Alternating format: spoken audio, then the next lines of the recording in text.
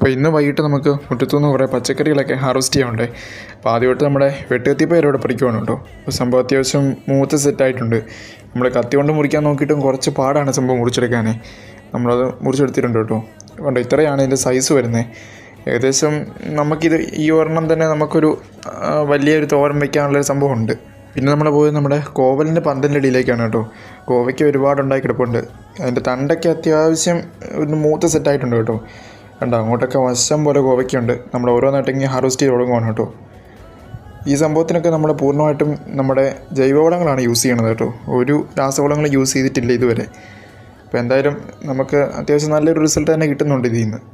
അപ്പോൾ നമ്മൾ ഹാർവെസ്റ്റ് ചെയ്ത് കഴിഞ്ഞപ്പോൾ നമുക്ക് ഇത്രത്തോളം കോവയ്ക്ക് കിട്ടിയിട്ടുണ്ട്. ഏകദേശം ഒരു 1/2 കിലോ എടുത്ത് കാണും കേട്ടോ. അപ്പോൾ നമ്മുടെ ഇന്നത്തെ ഒരു ചെറിയൊരു വീഡിയോ ഇത്രേ ഉള്ളൂ കേട്ടോ. ആദ്യമായിട്ട് നമ്മുടെ വീഡിയോ കാണുന്നത് സബ്സ്ക്രൈബ് ചെയ്ത് നമ്മുടെ ചാനലൊക്കെ ഒന്ന് സപ്പോർട്ട് ചെയ്യാൻ മറക്കല്ലേ.